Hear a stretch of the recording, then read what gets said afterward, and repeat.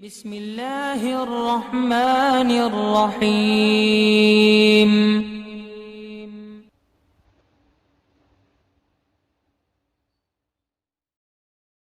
وعلیکم السلام ورحمۃ اللہ۔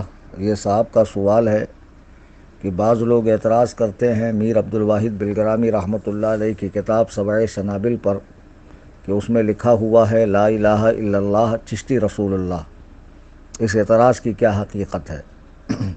سبع سنابل شریف میں تو یہ بات میرے پڑھنے میں نہیں آئی، البتہ سلسلہ چشت کے ایک عظیم بزرگ حضرت فرید الدین گنج شکر رحمۃ اللہ علیہ کی کتاب ہشت بہشت یعنی 8 جنتیں، جس میں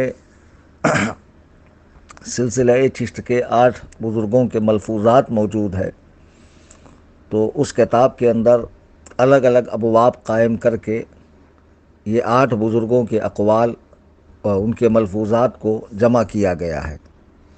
تو ہشت بہشت میں فوائد السالکین جو کتاب ہے اس میں البتہ یہ لکھا ہوا ہے کہ حضور غریب نواز رضی اللہ تعالیٰ عنہ کی بارگاہ میں کوئی شخص مرید ہونے کی حیثیت سے آیا اور آپ نے اس سے امتحاناً یہ کلمہ پڑھوایا کہ لا الہ الا اللہ چشتی رسول اللہ، اور جب اس نے یہ کلمہ پڑھا تو آپ نے اسے بیعت بھی کیا، داخل سلسلہ بھی فرمایا اور خلافت و اجازت سے بھی نوازا۔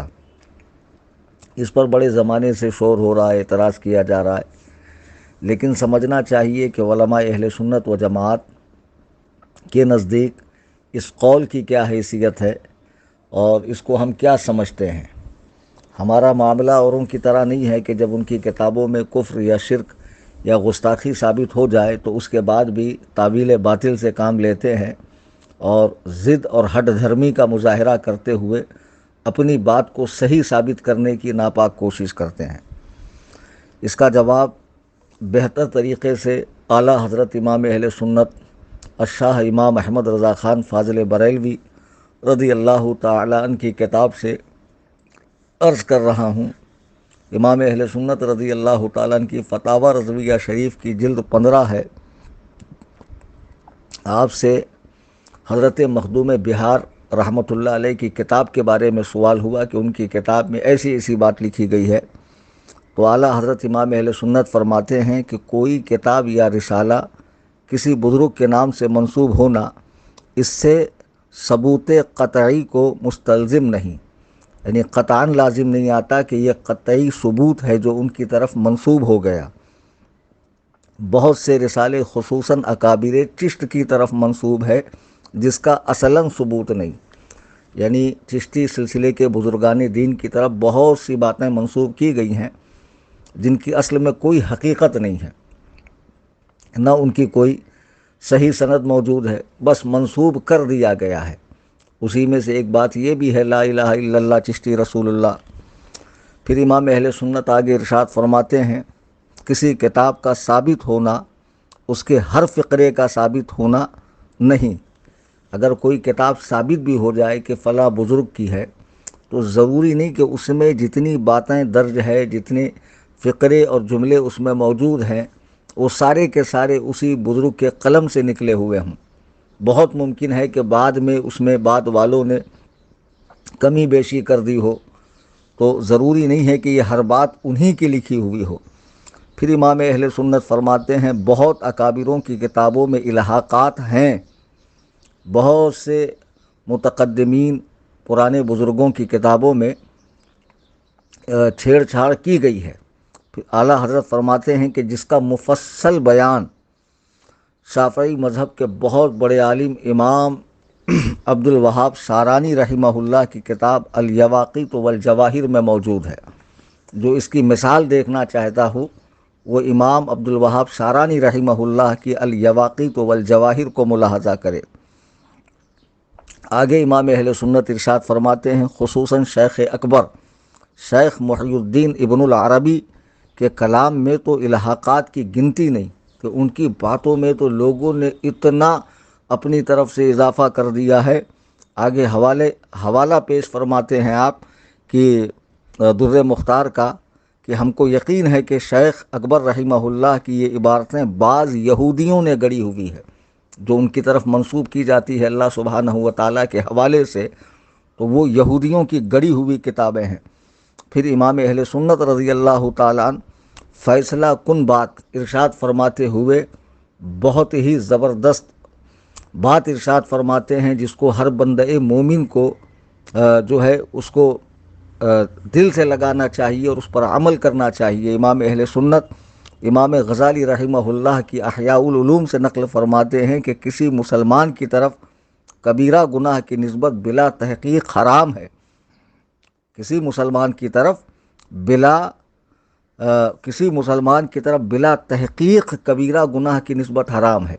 جب ایک عام مسلمان کی طرف کبیرہ گناہ کی نسبت حرام ہے بلا تحقیق، تو اکابر اولیاء اللہ کی بارگاہوں میں اس طرح کی باتیں منسوب کرنا کیسے جائز ہو سکتا ہے؟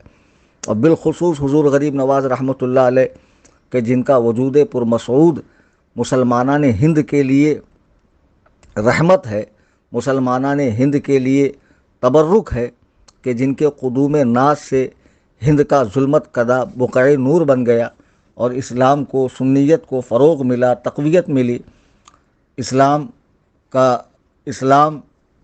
ہند کے کونے کونے میں پہنچ گیا۔ تو ایسی بزرگ ہستی کی بارگاہ میں اس طرح کی باتیں منسوب کرنا یہ سراسر غلط ہے، بالکل بے جا ہے۔ اب جن لوگوں کو یہ بات سمجھ میں نہیں آ رہی کہ یہ کس طرح ہو سکتا ہے، تو چند مثالیں میں عرض کرتا ہوں۔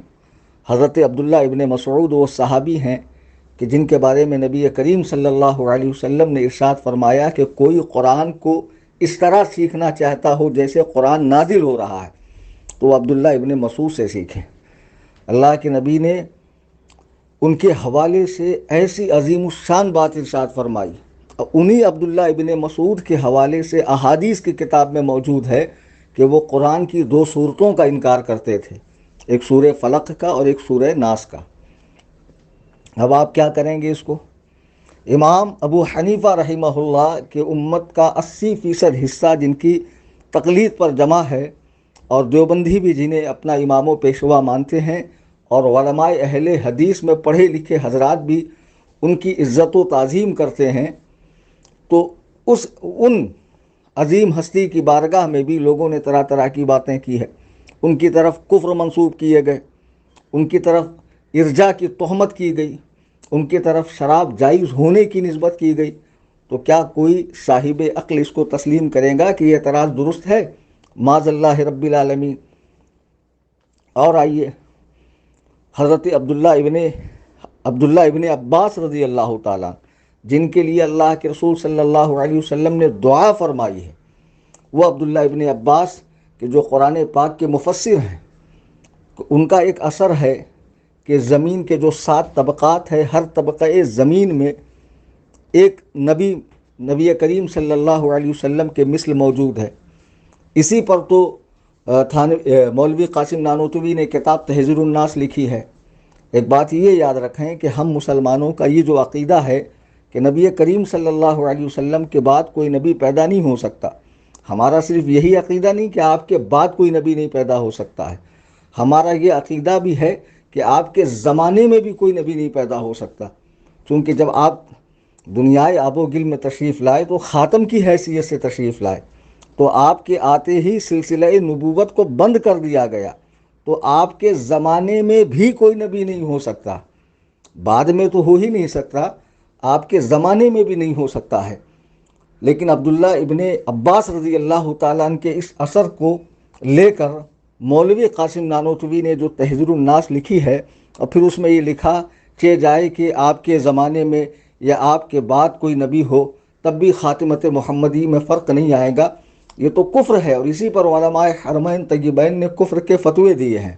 تو بہرحال ہم اس اثر کی نسبت عبداللہ ابن عباس کی طرف قطعاً درست نہیں سمجھتے ہیں، ایسے ہی عبداللہ ابن مسعود کی طرف قرآن کریم کی 2 صورتوں کا انکار یہ بھی درست نہیں سمجھتے ہیں۔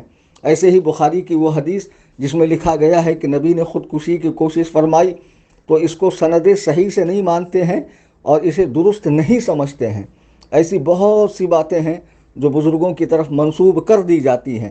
مثلا زمانہ حال میں اعلیٰ حضرت امام اہل سنت کی طرف وہابیہ دیابنہ کی جانب سے بدعات کہ فروغ کی تہمت منسوب کی جاتی ہے کہ انہوں نے بدعات کو فروغ دیا ہے. لیکن اگر بنظر غائب ان کی کتب کا مطالعہ کیا جائے تو ان سے بڑا قاطع بدعات کو جڑ سے اکھاڑنے والا آپ کو 14ویں صدی ہجری میں کوئی نہیں ملے گا. تو قصہ مختصر یہ کہ جو باتیں بالخصوص یہ کہ لا الہ الا اللہ چشتی رسول اللہ حضرت غریب نواز کی طرف منسوب کی گئی ہے، یہ الحاقی ہے، اس سے حقیقت کا کوئی لینا دینا نہیں ہے، یہ عبارت درست نہیں ہے اور کوئی بھی سنی عالم اس کی تائید نہیں کرتا ہے. اللہ تعالی ہمیں حق سمجھنے، حق پر قائم رہنے کی توفیق عطا فرمائے. آمین ثم آمین. فقیر قادری فقیر محمد کلیم حنفی رضوی، قصر ابو حنیفہ، کرلا ویسٹ، ممبئی. خدا حافظ، فی امان اللہ.